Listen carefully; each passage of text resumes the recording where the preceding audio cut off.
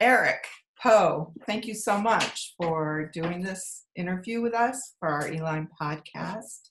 I've been very excited and can wait to talk to you. I'm sorry it's kind of taken a little bit long to set up, but here we are, good to go. And how are you? I'm pretty good. Yeah, I know we've been talking about this actually for a few weeks, and we're supposed to do it a while back, but I'm glad we're doing it now. So, Yep. But yeah, everything's going well. Okay, yeah, he was just leaving me a little note. Okay. I tend to close my eyes, I'm going to be honest. Yeah. So if you see me close my eyes, just look at me and go, open your eyes. It's just what I do. So first, Eric. You're welcome to look at me while we're doing the interview. Yes, and I do love looking at you. Love the beard. Love the beard. Oh, thank you. So tell us a little bit about yourself. Where you're from, what you've been up to. Well, my name's Eric Poe. I'm originally from Alabama.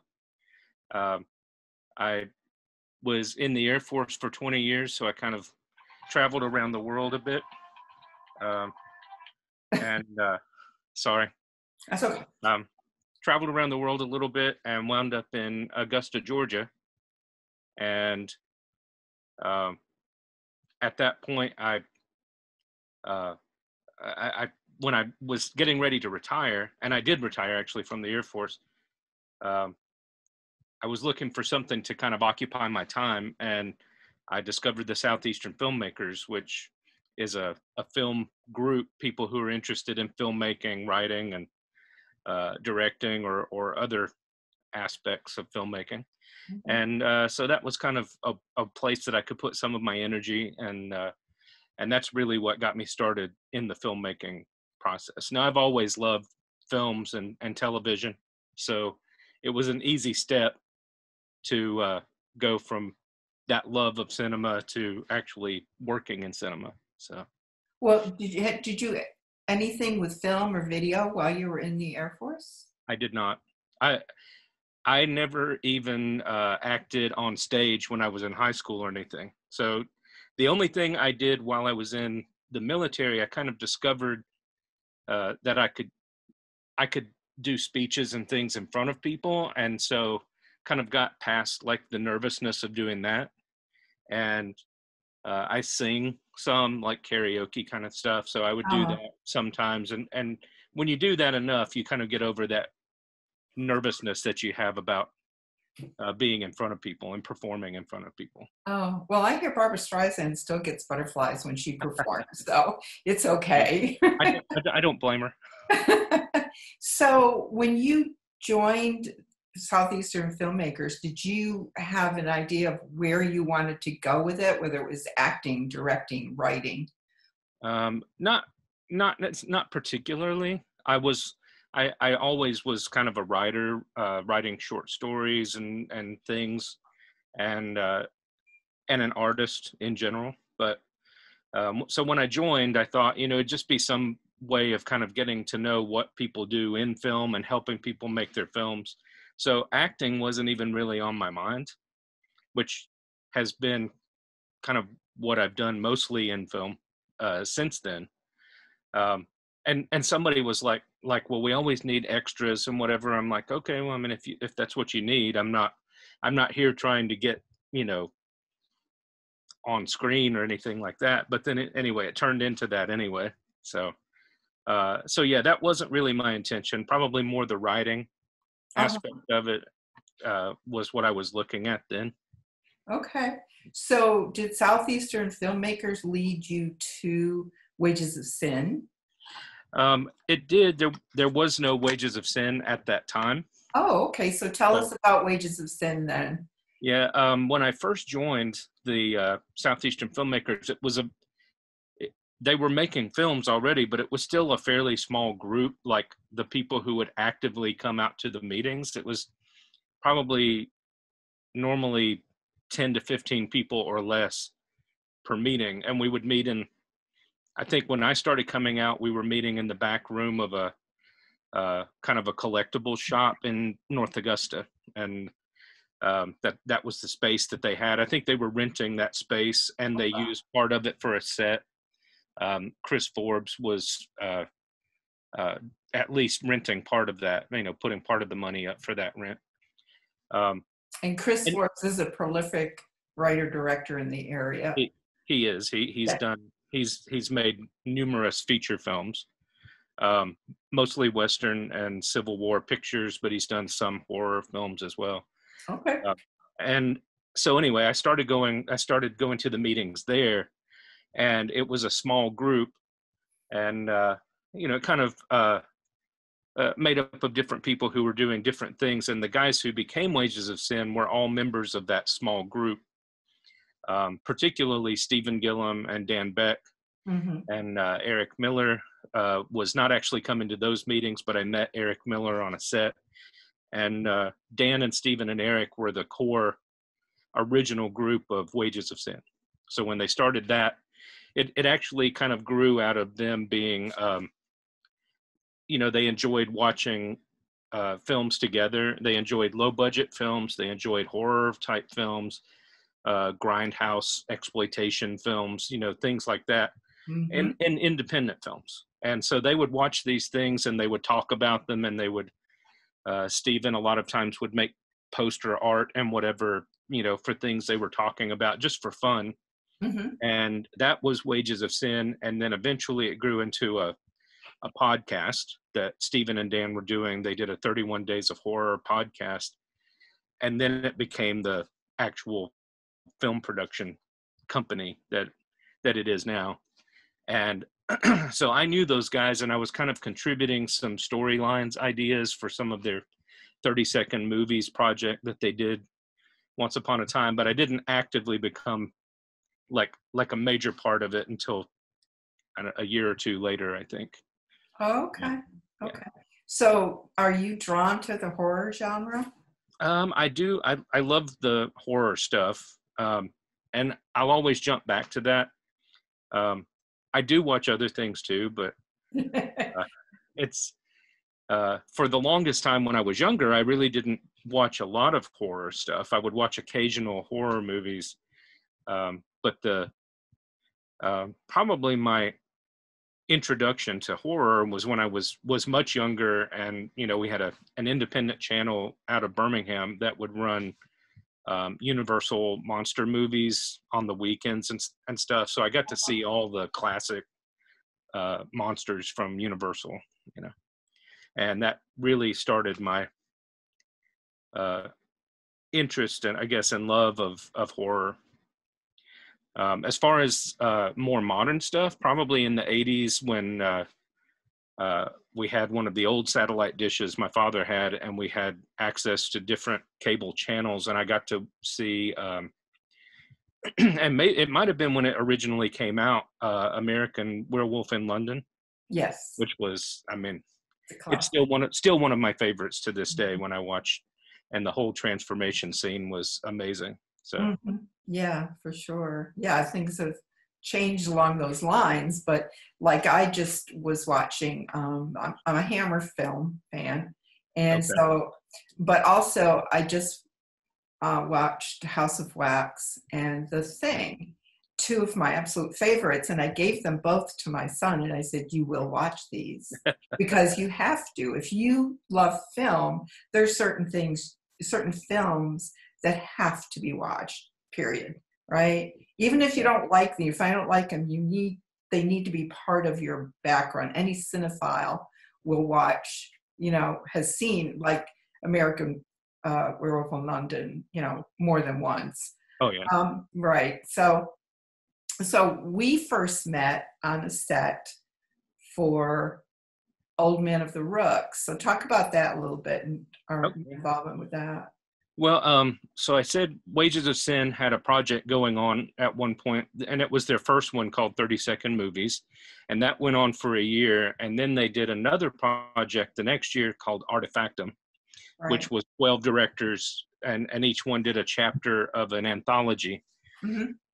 And then the next year they did a project called Old Man of the Rooks, which was it was like an anthology, but it was a running story of a scarecrow, a creature feature film, but it was done in serialized in chapters, and it took place over the course of a year, and each month was a different writer director who would take the first one started the story, and then the next director would have to pick up that story and do another 6 to 10 minute segment of Old Man of the Rooks. And so at the end of the year, it was more or less a complete story arc that had happened.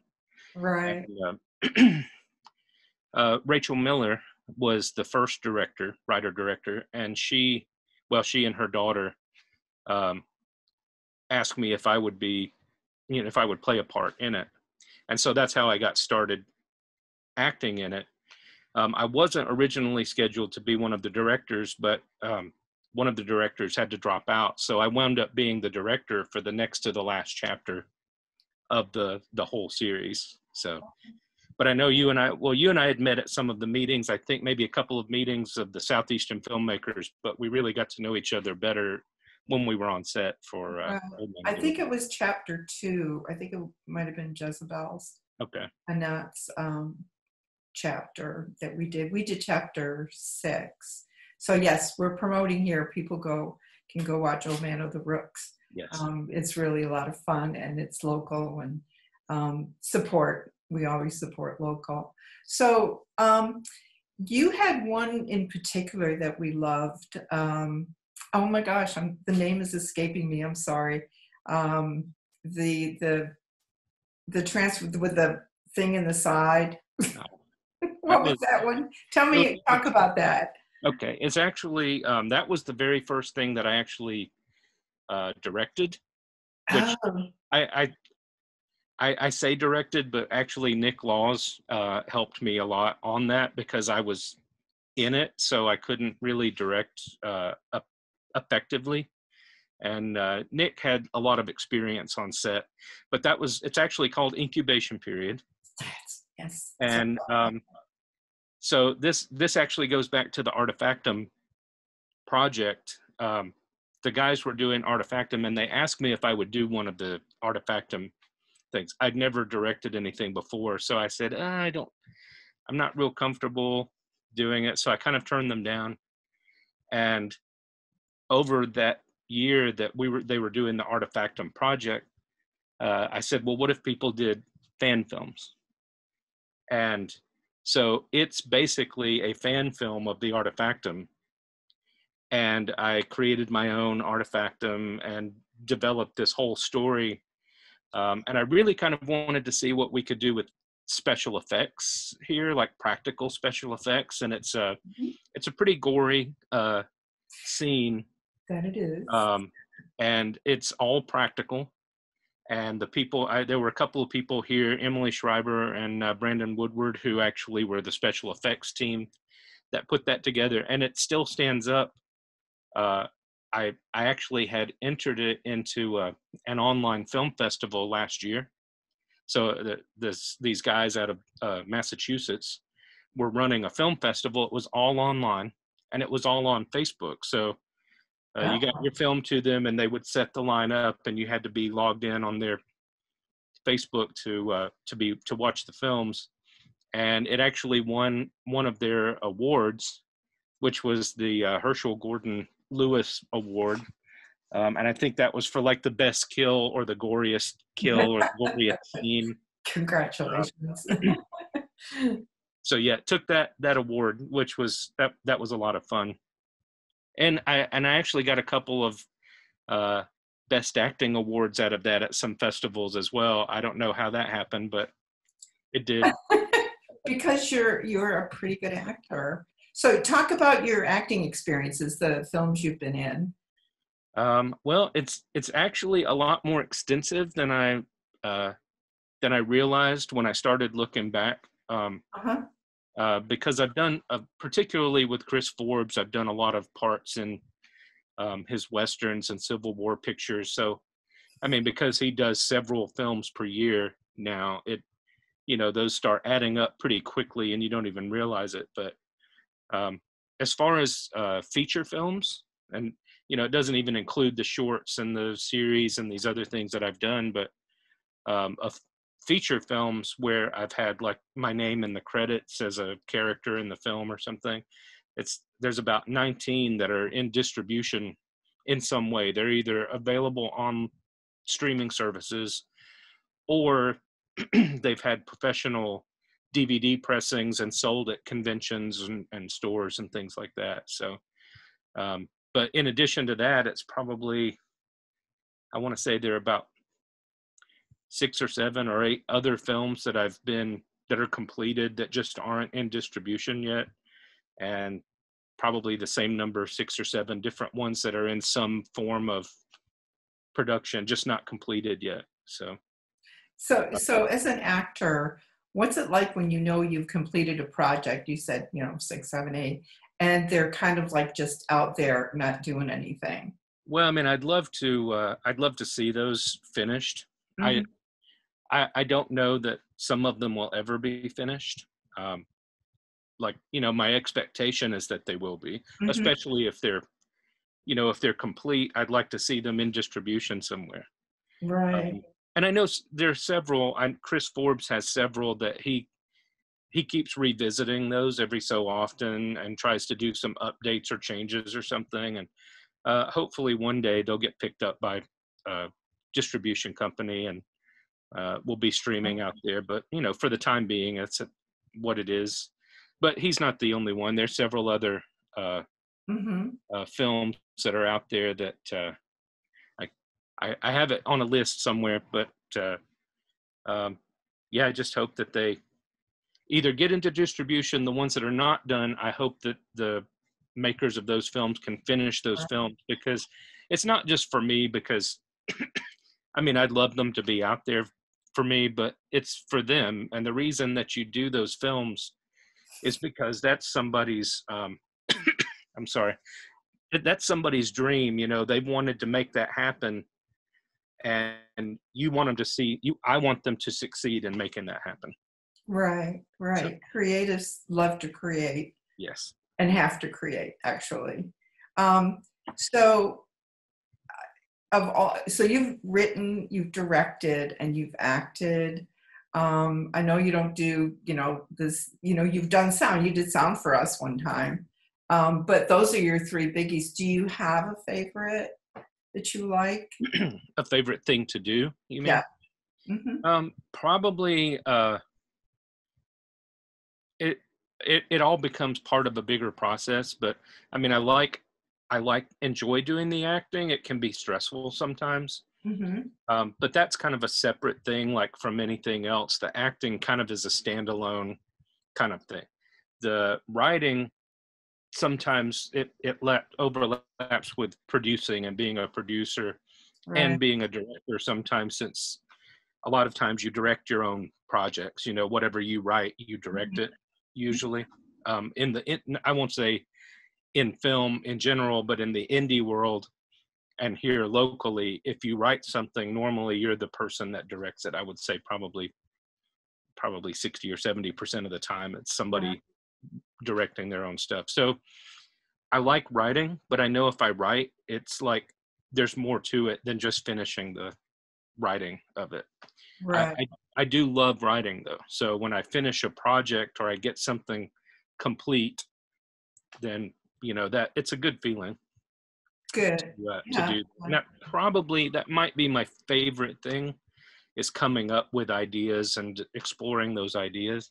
But I do love acting. When the project feels like it's coming together and it's gelling, and you have an understanding in your head of what it is overall and what you're doing, that's always good.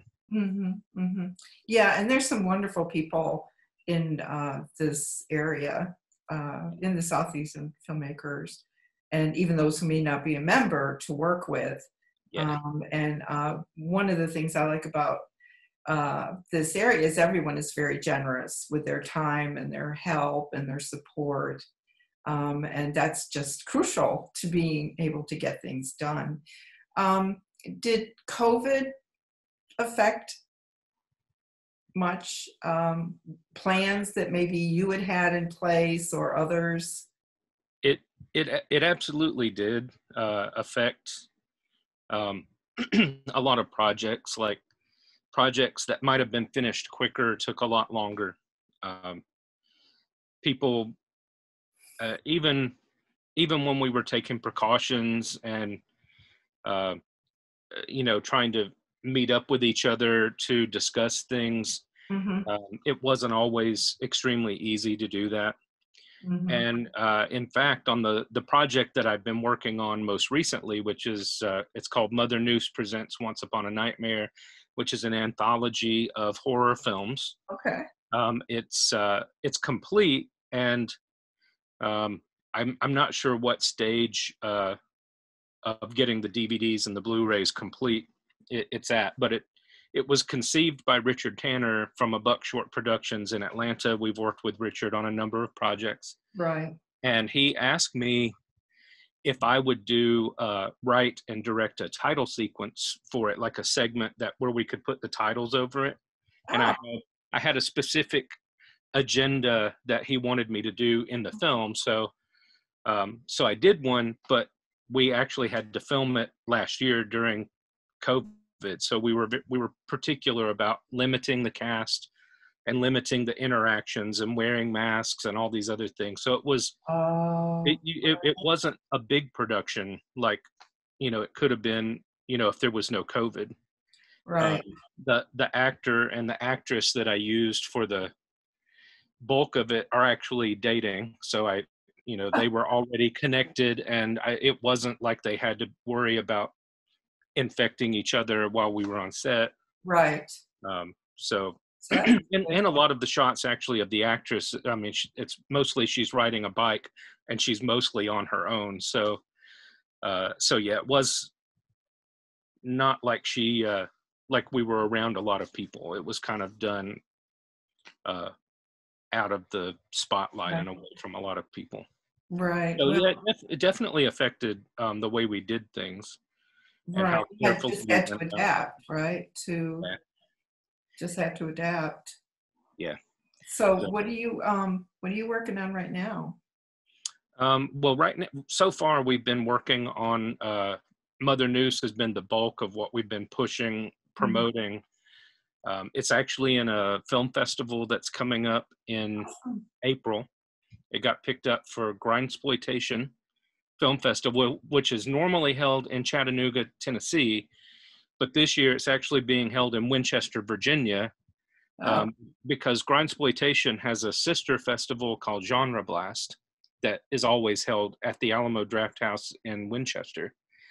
COVID actually affected the Grindsploitation Film Festival in Chattanooga because their venue where they would normally hold it went under with COVID. It was just a small theater, mm-hmm. and they weren't able to survive COVID. So instead of trying to arrange a new location there, they went with Alamo Draft House in Winchester because they were, they've already used that for the other festival. So it was easy to set that up, I think. So anyway, that's where it's going to play. I would have to look up the dates. I want to say maybe the 23rd of April or something that weekend. And that's going to be an in-person It is in festival. person. It's going to be at the Alamo Draft House in Winchester, Virginia. Um, so I don't know that people realize how many different film festivals there Oh, actually are. Um, and you just mentioned two I had never heard of. yeah, So every genre has, I think, its own little subset of film festivals yes. outside the bigger ones. So, can you talk about like film festivals you've been to and what it's like to go? I've actually never been to one on my Um, list, so. well, what I've gone to, and because we do mostly horror or horror related films, um, most of the time I've gone to either conventions or uh, film festivals. And sometimes the conventions have a film festival, but if they're horror conventions, like Days of the Dead or Mad Monster Party or some of these, they have a film festival that runs during the convention.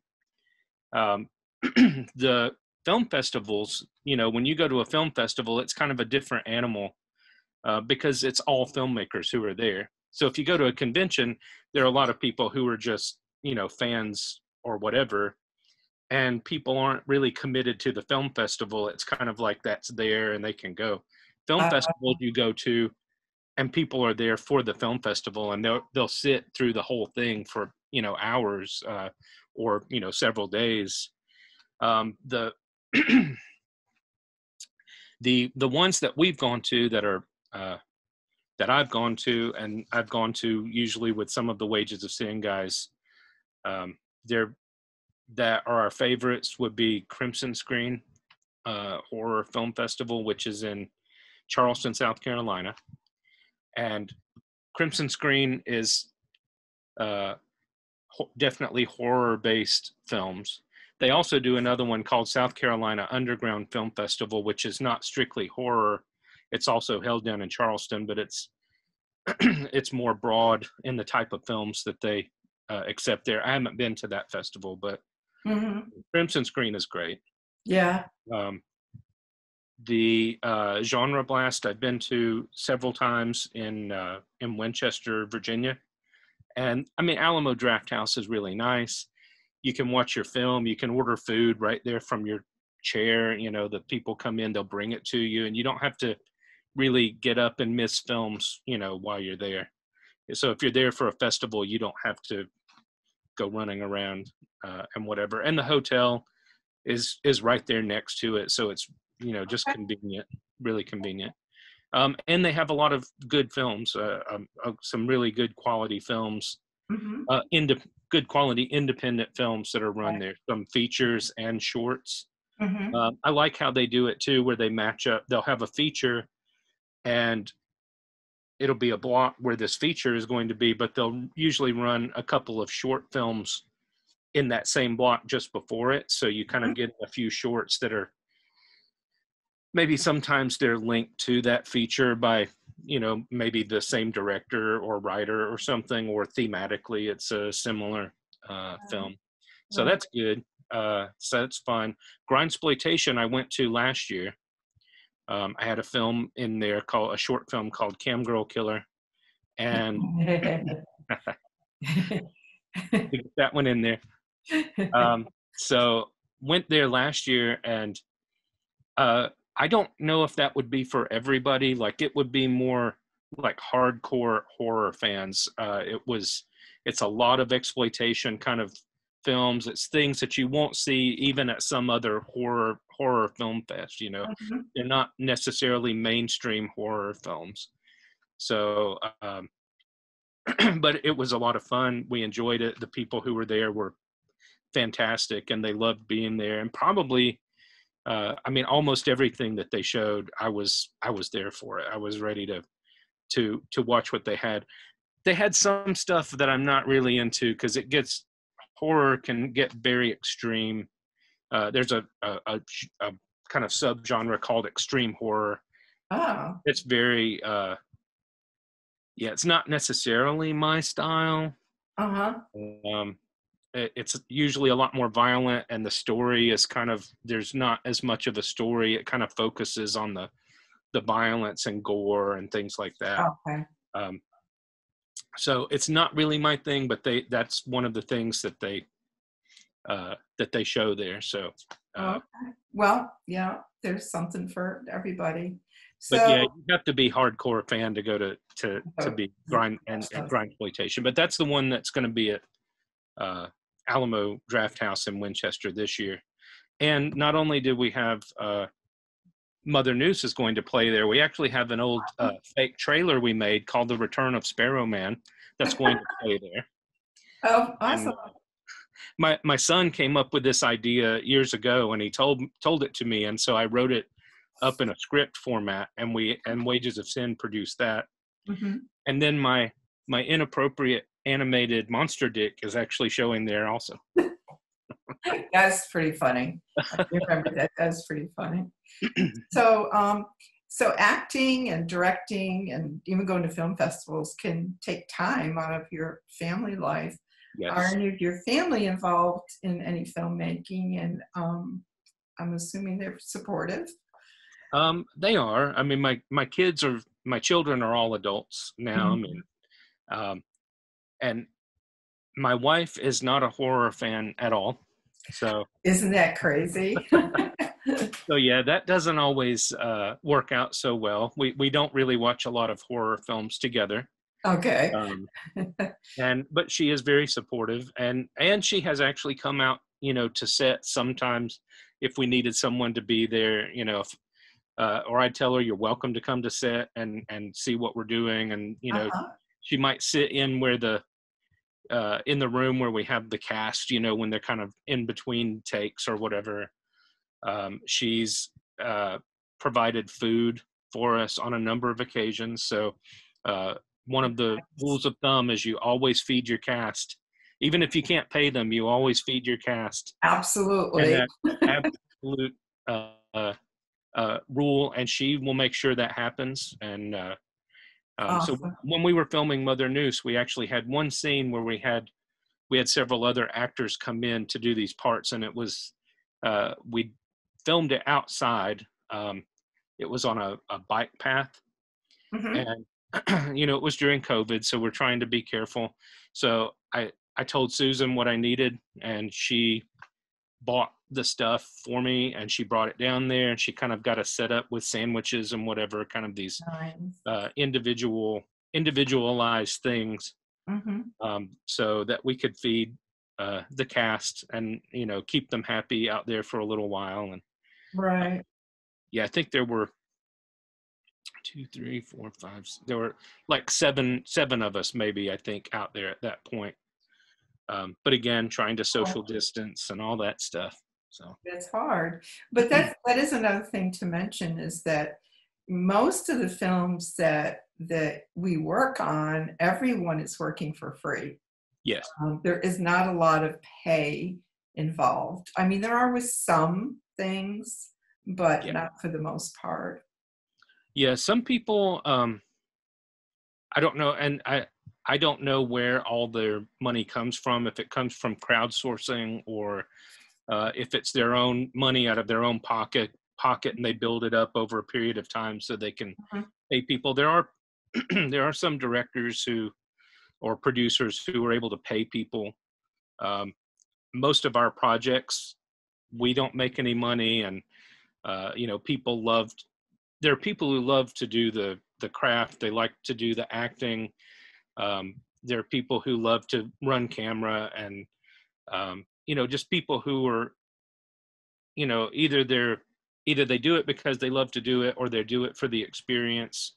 Um, Occasionally, you'll pay someone if you want to get a name in your film, somebody that's not somebody and Mhm. you're like, okay, well, if I pay you $500, will you come out and be in our film? We'll fly you up or fly you in or whatever. So Mother Noose is a good example. Richard Oh, Tanner wanted to get Aaron Brown into the film. Aaron Brown is nowadays she's just kind of a freelance independent actress. She does a lot of horror films. mhm. So she did several films a number of years ago, The Rage and Shadow Dead Riot. She was in the um, Masters of Horror TV series. There was an episode called Sick Girl. She was in that. Cool. But before she did that, she acted under the name Misty Monday, and she did a lot more adult kind of softcore type stuff. But it was exploitation stuff. But she's famous for that, and she Okay. has a huge following for that.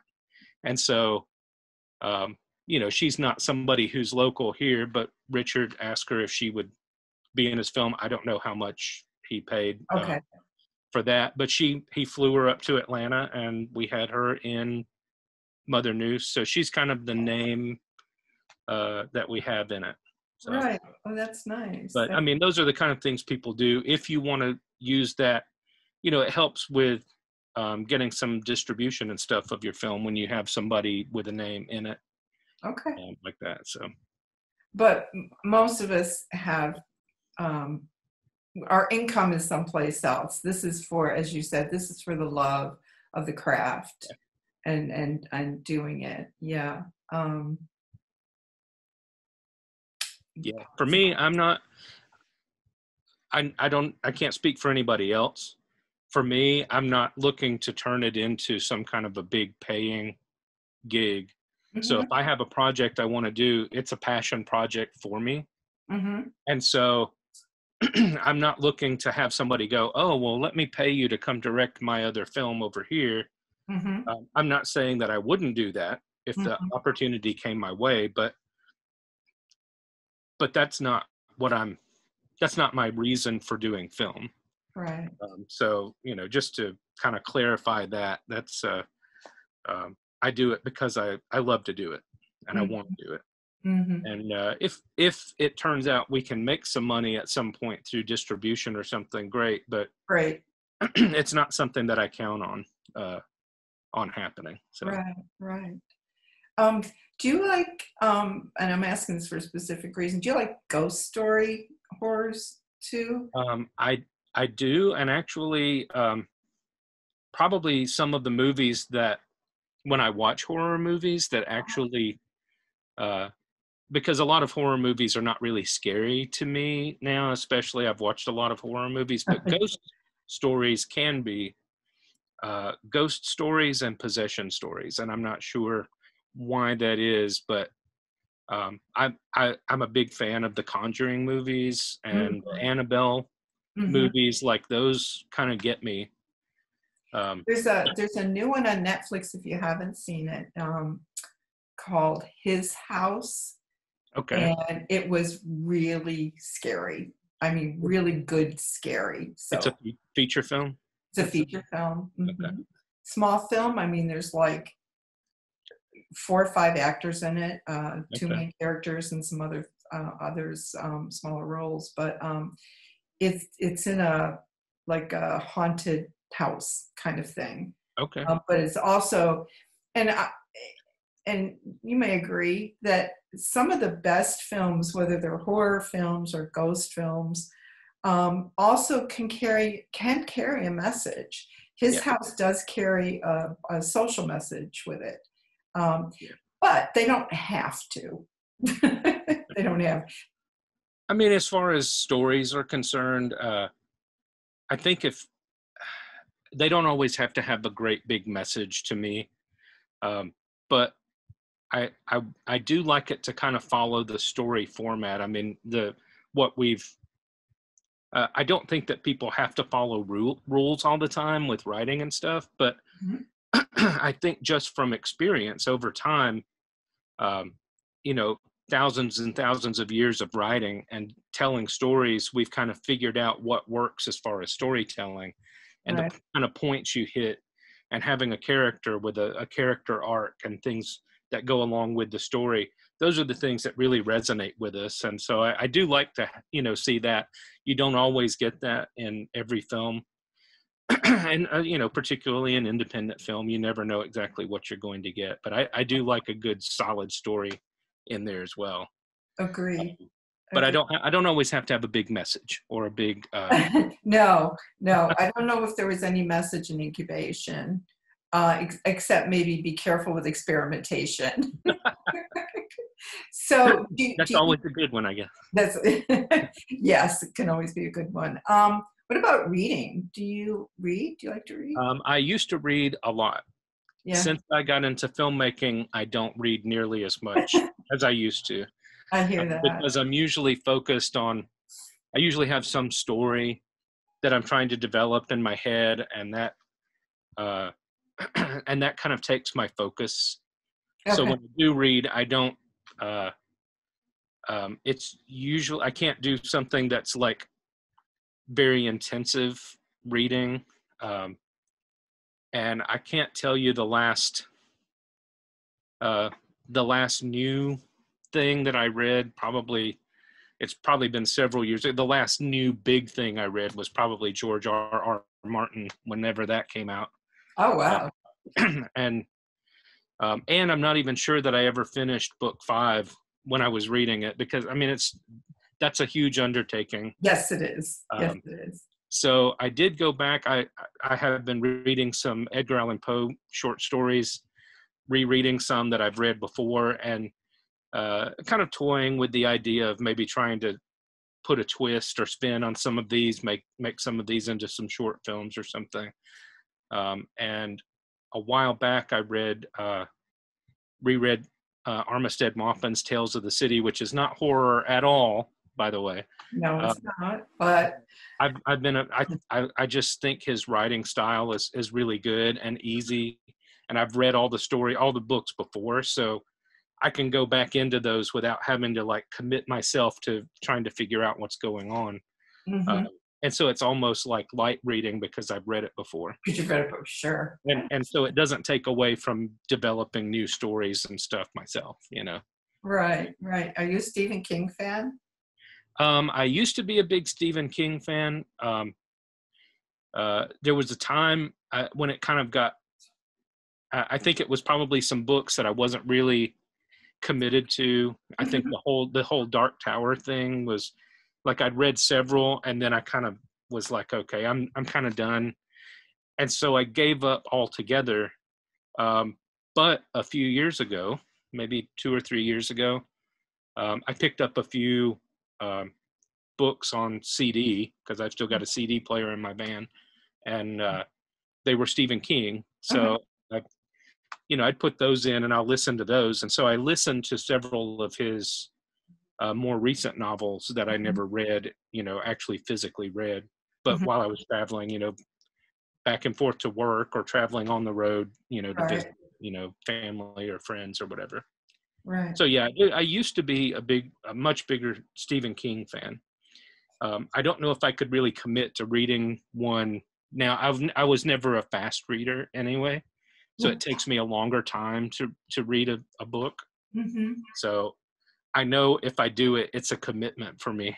And right. Well, I can recommend the last couple have been really, really good. okay. Yeah, it does take me a while just because there's so many other things to go on. That it does take a commitment. I admit I still haven't read George R.R. Martin's series or watched it, but it's on my list.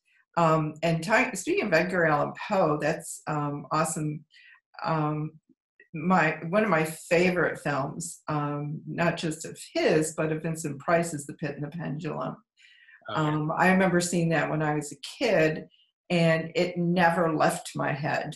Because that last scene with the him laying on and the blade just stuck in my head because it was terrifying. I think it's still terrifying to know of what's coming, to be fearful of what's coming. And that's why. So why do we like horror, Eric? Why do we love it? Well, I think that I feel like there are certain things in our brain and our body that we enjoy. We like adrenaline. Mm-hmm. It's a big to have an adrenaline rush. Mm-hmm. We like that. Our brain likes it. I guess dopamine or something. It's just something that we enjoy. And I think that horror gives us that, as well as other things like roller coasters and things. There's a reason people like scaring themselves, because they get a rush from it. Right. And I feel like horror is the same thing. With reading, it's more like a slow burn kind of thing. You're like, it's building up to something in that film happens a little quicker, but still, I mean, we just like to curl up, cover up and watch a scary movie, and it might be jump scares, or it might be something that is horrifying to us or whatever. But I think that adrenaline rush is what keeps us looking at horror. Looking at horror and going back. I will say though that the one book that scared me when I was much younger was The Exorcist. I can still remember reading that, running to my room and shutting the door with the dog next to me because I was scared. I don't remember when that came out, but I thought the movie was scary, but I thought the book was a whole lot scarier. I've never read the book, but I know the movie was probably one of the first horror movies that I saw. And it was edited. It was on TV. I'm sure I didn't see it in the theater. Right. But yeah, it stuck with me, and that is still probably one of the scariest movies to me. Like when I watch it, like there are parts of it I'm like, oh, that's kind of cheesy now. Right. That I didn't think when I was a kid. But mostly it's just scary. It's just scary. And so that's what, like I was saying, possession movies and ghost movies are the ones that, for whatever reason in my brain, I'm like, that's just freaky. That's just freaky. Yeah. I agree. Somebody was asking me the other day about Night of the Living Dead, the original one, and I had to watch it in a film class, and I was covering my eyes, and my professor said, "Get your hands off your eyes." Now I can watch it with no problem, but that's a scary movie too. You know, it is. I'm not sure. It's definitely not the scariest movie to me. I do like zombie movies, but and it's intense when you got, all these things are closing in, and you're in this house with that you don't have any escape. Right. It's kind of like cutting you off. Right. And of course, that movie spawned an entire worldwide phenomenon with what we call Romero Zombies now. I mean, they're basically zombie films based loosely or directly on George Romero's vision. Yes. But there's some other ones like that aren't necessarily zombie films, but I kind of put them in that genre, like Last Man on Earth, the Vincent Price movie. Yeah. Which is they treat them like vampires in there, but if you watch how they behave, I think George Romero took a lot from that when he made Night of the Living Dead, because they're slow moving. They have, minor speech capabilities, which didn't happen in Night of the Living Dead. Right. And they're coming for Vincent Price's character. And so I think, that too, that's kind of I still go back and watch that every so often too. Every so often, yeah. Yeah, real quick, do you remember Day of the Triffids? I do, and I think I watched that probably in the last year or two. Mm-hmm. And I mean, I love those. I was going to say probably similar to that.